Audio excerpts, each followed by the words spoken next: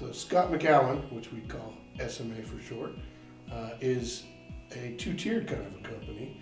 We've got a angel fund, which is Scott McAllen Holdings, which we make investments in small startup companies that are looking to grow and looking to get to that next level. And on the other side of that, we have Scott McAllen Management, which we bring in the resources and the expertise and the experience to those small companies and offer them to get them over that chasm into the next level or get ready for that next Series A raise or even a seed round. Yeah, I view them as Scott McAllen companies as an entity, and with a single entity with two divisions or two legal companies underneath them. But the overarching point of both of them is to accelerate innovation, and that's accelerating innovation. We started with the defense sector, where we both come from, but we also now have expanded that to business to business, business to consumer, and other even non-governmental markets. So the bottom line of both of them, the common denominator of both entities, is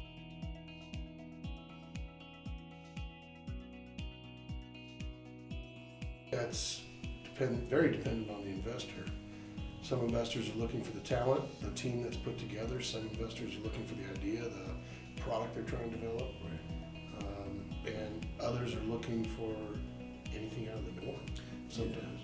I think that 100% agree with that. And I think the other part of it is everybody we talk to has the best widget or the best service ever.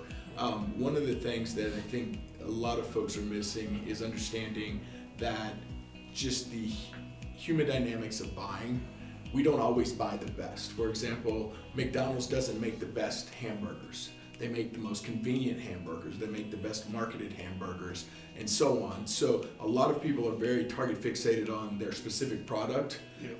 but fail to see the bigger picture that cemeteries are full of products, really, really good products that just weren't marketed. And Again, I think that's it's layered because we've got we look at it as an investment opportunity, and we have clients that we don't invest in. They don't need money; they need talent, they need input. But we look at it as get to know the owners. Our goal is not to take their company over. Our goal is to bolster what they've got in place and add to their team and add to their capabilities. And I think a lot of the times it's what do they need? What pieces are they missing? What's keeping them up at night? And can we see a pathway to help them get there? If we don't see a pathway, then it's a difficult, discussion. But almost always it's they've gotten somewhere and they just need a few more pieces of the puzzle to get to that next destination. yeah, I'll add to that. I think we, at the very beginning of this, we decided we didn't want to be dumb money. We didn't want to just be money that here's a check and we'll talk to you in 5 to 10 years when you exit or when you have a transaction. We want to offer value added, and we do offer value added services. Between our two backgrounds of Kenneth with 10 plus companies as an entrepreneur, me on the federal side, military side, turned entrepreneur, we think we have a unique value proposition to bring to companies, and we can sit down and we can talk collectively because we often speak with one brain, and we can offer value-added services. And we've been through, I think that's one of our greatest attributes, is we've been through what they're going through. We have a client that was, hit a rough spot and thought they had to shut down. And we were able to understand what the situation, understand the emotion, but also understand the tactical, operational, strategic steps necessary. And so we're able to have a few conversations with them and identify under contract nearly $1 million, which we're able to keep the lights on for them, and the company's still open today. You're not only benefiting from our successes, but you're really benefiting from is all of our mistakes and missteps and all those things that we can hopefully guide you through some of those pitfalls, because we've been there. We've been in the sleepless nights. We've been in front of a whiteboard trying to plan out the next move, looking at the cash flow, going, how do we get to next month? Can't make payroll. Can't make payroll. How do we do that? And we got through them all. And they all seem like ending occurrences when they're happening.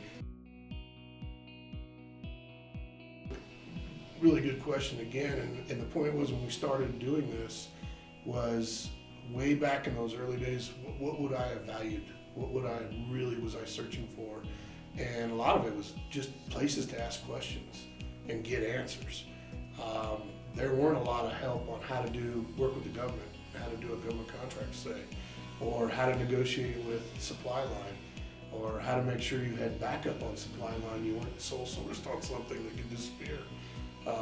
There's a lot of things that just happened that it would have been nice to have a sounding board in many cases.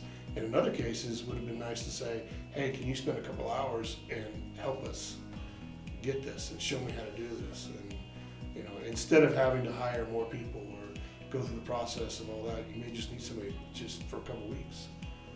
Yeah, again, my background's totally different from Kenneth's, but as an active duty Air Force contracting officer, I was able to see a lot of different companies, and you get to see some common denominators of threads that these entrepreneurs are, we're negotiating 5, 10, 15, $20 million contracts, but they clearly have gaps that they don't even see, that are crystal clear when you're on the other side of the negotiating table. So I was able to see some of the gaps on the other side, the government side, and then once we teamed up, being able to provide those kind of services to fill those gaps. And I think in a lot of ways, from a Scott McAllen management perspective, we are the ultimate gap fillers. We joked at one point that we could have called it Got a Guy Consulting, because we got guys that can do it. If your gap is in engineering, we have engineers of all types. If your gap is federal procurement, I did that for 20 years. If your gap is product market fit, Kenneth has done that with 10 plus companies. So we literally have seen the gambit of hundreds, if not thousands, of companies that we understand their challenges, and while they're all unique per se, they often fit a common denominator. It's personnel, it's process, it's one thing or the other, but we think we have enough experience between the two of us to fill that gap and add value to the company. And sometimes they don't even know what they need. Oh, 100%. They misunderstand. They said, I need a BD guy. Okay, what does that mean? Let's dig into that. And instead of just going out there and doing a search and getting a BD guy and picking one and running it, especially as a small company, what you really need is you need to start establishing your BD efforts, your BD group, so you need somebody that's developmental on this side as well as out facing the customer. And not everybody does that role. And so we have a no asshole rule. 100% no asshole. So it's people who want to engage and be open with us as much as we want to be open with them.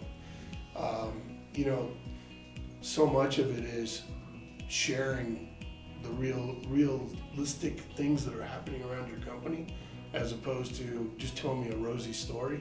No, I want to know what's keeping you up at night. What is the problem? Show me your whole cash flow situation. Show me what your contracts are. Show me what you signed up for. As an investor, many times you invest in a company and then the company wants you to always see the best picture. I don't really want to see the best picture. I want to be productive. I want to help you get to where we're going. I don't need just a rosy picture every time I talk to you. What I need is what's going on. And I think that's probably that's the hardest thing for people to do. Life is simple, right? At the Academy, Air Force Academy, we have our core values of integrity first, service before self, and excellence in all we do. I think that's what we're looking for in our founders, the integrity to say that your baby is not the cutest baby on the face of the earth, the commitment of service before self, that you're going to do what's necessary because entrepreneurship is hard, and you're going to do these things. It's not a 9-to-5 job.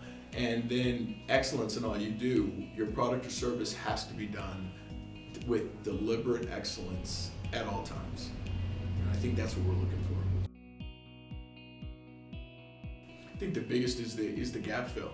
Every company, again, business is business to a point, but every company is unique in what elements and isms that they have.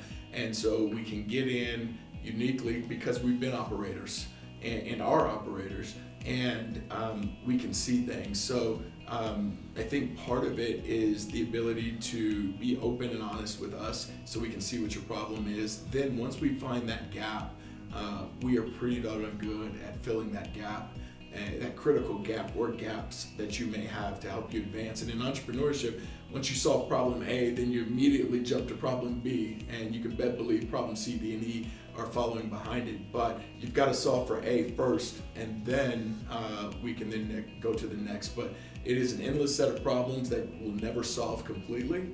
Every day is different, every human's different, but we're pretty good at diagnosing the problem, fixing the problem, and moving on, and also incorporating the necessary process fixes to ensure that the problem doesn't come back and bite us again down the road. Yep. And, you know, as an entrepreneur, one of the first things you got to start to realize, especially as a new entrepreneur, is you're not going to bat 1,000. Yeah. You're not going to win every situation. So the real test is how are you handling and rolling when something doesn't go to plan, or when you are bidding against somebody, maybe you lose the bid. All right, well, take a look at it. Let's go dissect it. Let's figure out why we lost, and maybe no reason we couldn't. Right. You know, but I think that's one of the hardest things, and where most people as entrepreneurs give up is the first time that the plan goes off course, or something hits them straight square in between the eyes. They just want to fold up shop. And you just can't do that. If you're going to live this life, it's a very rewarding life. And over the course of 10 years, you're going to have a lot of success, but you're also going to have a lot of bumps along the way. Absolutely. Well, one other thing I'm going to add on that is when you'd asked the question earlier about the type of people we look for. One of the reasons we click, and we clicked from the very beginning, was our shared background in sports. And that's what Kenneth just talking about. Kenneth in baseball, me in football. Not only do we have the no asshole rule, but we also, when problems happen, to Kenneth's point, they're going to happen every day. How do you react to those problems? What is your EQ or emotional quotient, emotional intelligence to respond to a problem and ensure that we have the right mindset to not only identify the issues and the true elements of the problem, because then you can solve it.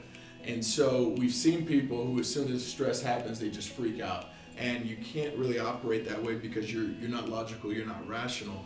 But our shared background in athletics, it has got us to the point when something happens, we're like, all right, what do we do now? Yeah, when's the next game? Right, that sucked, but what do we do You know, next? you go out, have a drink, you get Yep. wake up the next morning, get in front of the whiteboard and figure out the problem. And Absolutely. you can't give up. You know, I think that's the biggest thing is you've got to have the drive and the vision to believe in yourself. And the team you have around you. It's not just you. There is no one-man operation out there. There's always people that you've got coming and going. And I think helping decide what your inner circle looks like is a big choice for an entrepreneur as well as they start growing. You want people that are going to help you get all the way down that path, not, oh, they filled a gap for 5 minutes. Right. Different people will click. There's different your levels of how you're going to work together and stuff. But when you come talk to us and sit down to us, this is who you get. You know, it's two guys who want to join the team, be part of the team. We want success. We're helping to drive for success. And what we bring is not just an investment if you need it, but also that talent, that experience, that network of people, an ecosystem, if you would, of, you know, you're not alone in this battle. Oh my God, how do I do a project management? We got guys. Like Jamie said earlier, we got guys. What do you need? So. Yeah, I think that's the key thing is we want to be integrated into your team. We often joke that the only people who should care for consultants or not is the IRS, you know, because we want that feel that we're an integrated part of the team, and it's a seamless transition. And so being able to jump in, be accepted as part of the team, and you know, high five real quick and then get down to business is really how we like to do it as quickly as possible. And we've been blessed today to be able to do that. And I think when we talk to a lot of the M&A market guys out there, you know, they can make an investment, but they don't have the time or the, you know, even the drive to go be part of your team and help you get there. They're just money. And we're more of the tip of the spear. Right. You know, it's not just, as you put it, dumb money. We want to be smart money. We want to be engaged money that's there with you on the journey.